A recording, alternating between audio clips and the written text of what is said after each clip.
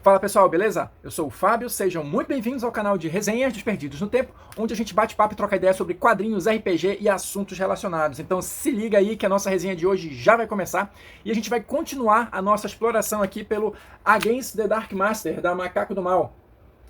Cenário de fantasia medieval clássica que a gente está explorando aqui, capítulo a capítulo, e olha que tem muito capítulo para a gente explorar, mas vamos lá que a jornada é longa. Se você está chegando agora, não entre em pânico, não se assuste, vou deixar aqui no card a playlist exclusiva do Against the Dark Master, para você acompanhar a série desde o início, ou você que perdeu algum vídeo, quiser refrescar a memória, fica à vontade para a gente poder seguir viagem tranquilo, beleza? Quem está ligado no movimento, quem está acompanhando a série com regularidade, sabe que hoje a gente vai começar um capítulo novo. Estamos aqui no capítulo 7, que vai tratar dos antecedentes. Olha só, deixa eu mostrar aqui para vocês. Lembrando que a gente está aqui num passo a passo, né, explorando em detalhes todas as características, todos os penduricalhos, vamos colocar assim, que você tem que escolher, que você tem que pensar na hora de montar o seu personagem, beleza? Quando a gente fala de antecedentes, já tem uma ideia mais ou menos que vem na nossa mente do que seria isso, tá? Mas eu vou me permitir ler um trechinho aqui do livro, só para ficar mais claro o que o livro considera aqui como antecedentes, e depois a gente vai começar a explorar um pouquinho como é que eles funcionam mecanicamente no jogo, beleza? Então olha só, heróis não nascem no vácuo. Importante.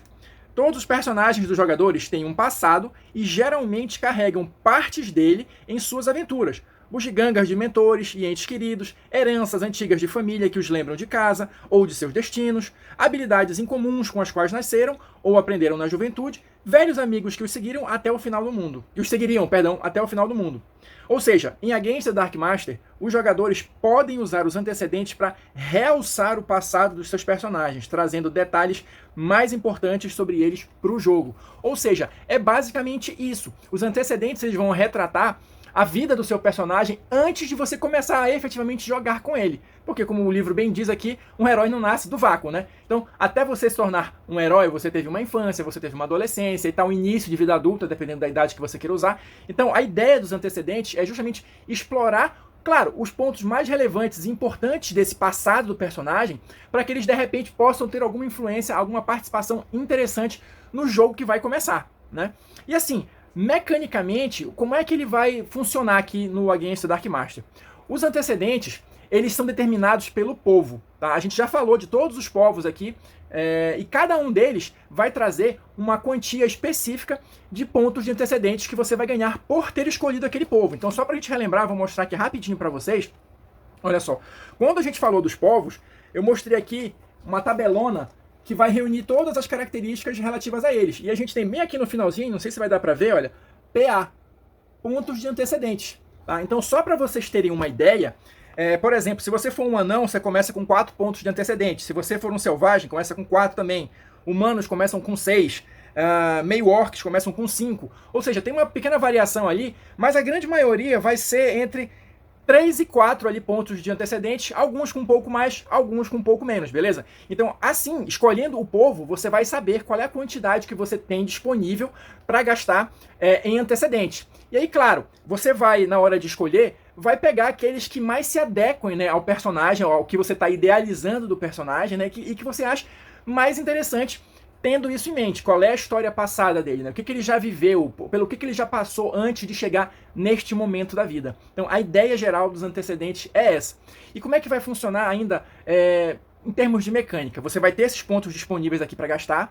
Você só pode comprar cada antecedente uma vez e cada um deles vai ter um custo específico de pontos. Eu vou mostrar aqui uns exemplos para vocês para ter uma ideia. Mas assim, só para esclarecer uma coisa. Alguns antecedentes, eles vão te dar bônus em alguma coisa ou um aumento de característica. É por isso que você só pode comprar uma vez cada um, tá? Então não é, por exemplo, vou chutar aqui, ele te dá um bônus de mais 10 em alguma coisa. Ah, eu vou comprar isso aqui 2 vezes para ter um bônus de mais 20. Não, espertão, não é assim que funciona, tá? Você só pode comprar cada antecedente uma vez, partindo do princípio que você tenha pontos de antecedentes suficientes para pagar o custo daquela característica específica, beleza? Então olha só, também via de regra, os antecedentes eles vão ter 2 patamares. Um patamar menor, que vai custar 1 ponto de antecedente, e um patamar maior, que vai custar 3 pontos de antecedente, tá?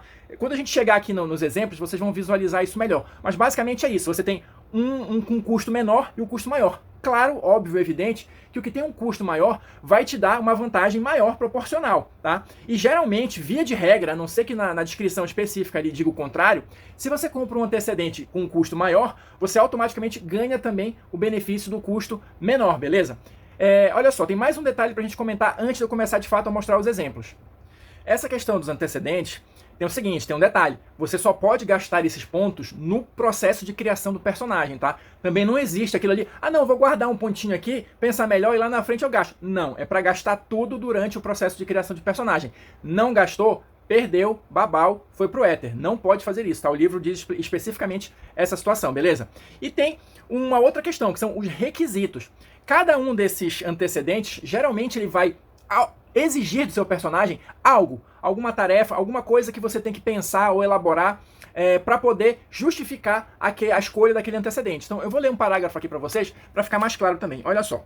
Alguns antecedentes exigem que o jogador do personagem que os está adquirindo faça algo, como escrever uma paixão sobre eles ou nomear um personagem do mestre. A gente vai falar no próximo vídeo, salvo engano, especificamente das paixões, que também são uma das características aqui do jogo, mas só guarda aí essa informação.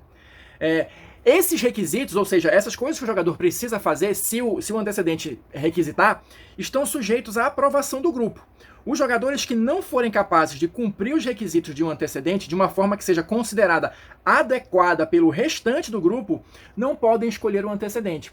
Ou seja, como é que funciona isso na prática? Você vai escolher um antecedente e se ele tiver algum requisito, olha, você precisa descrever uma história, você precisa elaborar alguma coisa, você, o jogador, vai fazer isso, mas os outros jogadores do grupo vão ser os juízes, né? Vão avaliar para ver se aquilo tá bacana ou não, falando numa linguagem bem simples.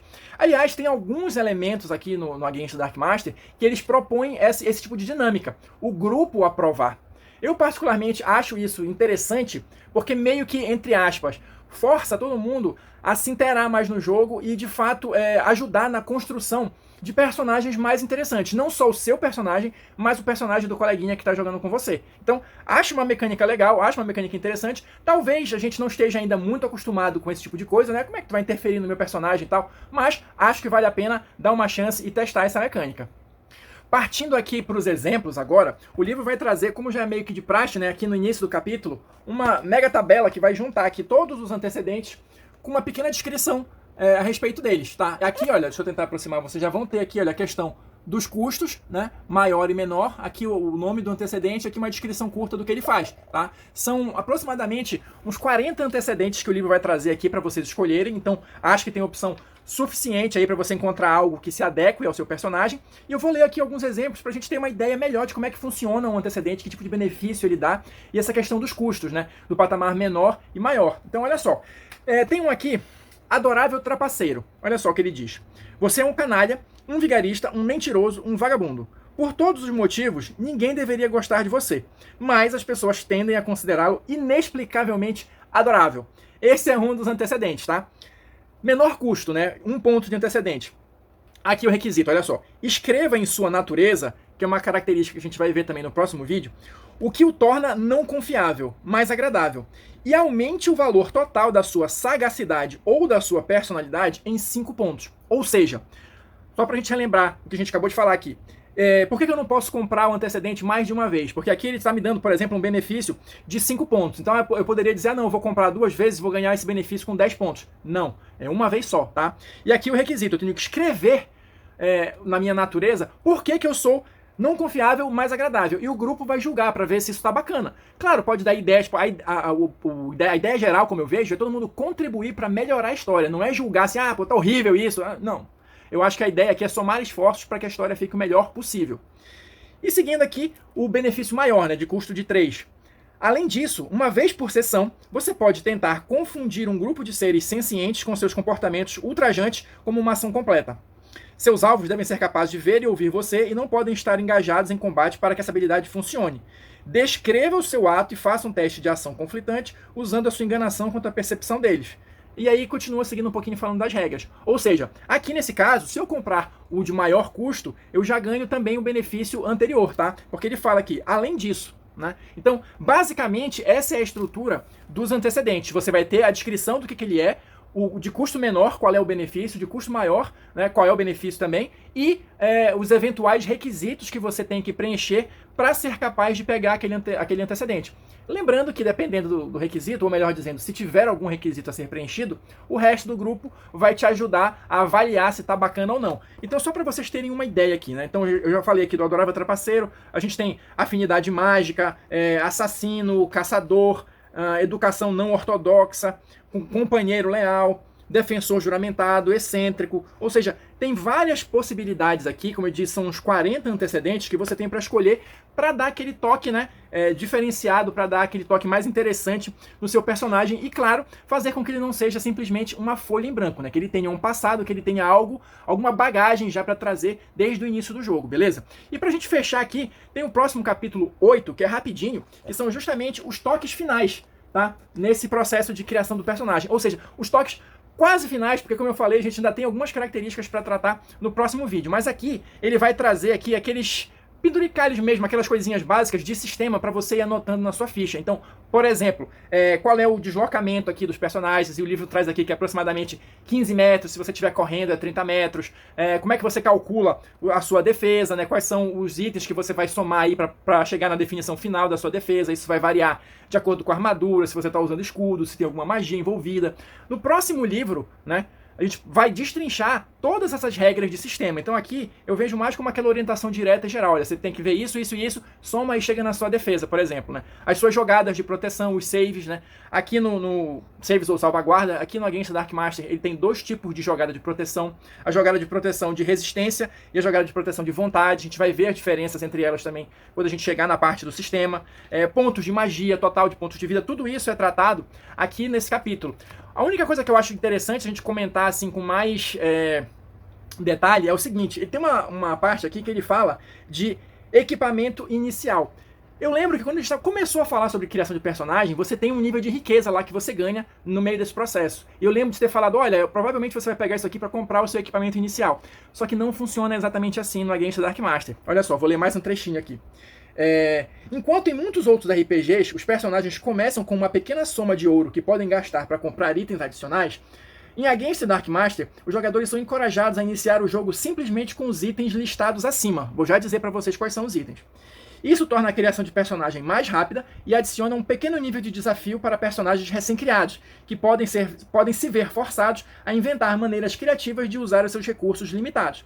Claro, os heróis poderão usar a sua riqueza para se equipar melhor durante suas aventuras, assim que chegarem a uma cidade ou outra área civilizada. Ou seja, diferente de outros jogos, como ele falou aqui, você não vai ter necessariamente uma fase de gastar dinheiro para se equipar. Você já vai começar o jogo com os seguintes itens: conjunto de roupas normais de viagem, um cinto com bainhas para segurar suas armas, uma arma secundária da sua escolha, uma algibeira para suas moedas e pertences pessoais, uma pequena bolsa ou mochila e os itens ganhos por meio de seus pontos de antecedentes e suas opções de trajes culturais. É isso. Ou seja, achei uma dinâmica interessante também, quebra um pouquinho aquele padrão que a gente costuma ver em jogos, especialmente os jogos de fantasia medieval, e assim a gente encerra nesse vídeo mais 2 capítulos, né, o 7 e 8. Eu vou ficando por aqui, no próximo vídeo a gente vai falar aqui de um capítulo novo, né, o capítulo 9, de paixões e ímpeto, que são algumas características que a gente ainda precisa explorar, mas enquanto isso, fico aguardando os comentários de vocês, digam aí se vocês estão curtindo Against the Dark Master, o que vocês estão achando, não deixe de conferir também as sugestões que vão aparecer aqui no finalzinho, e a gente se encontra na próxima resenha.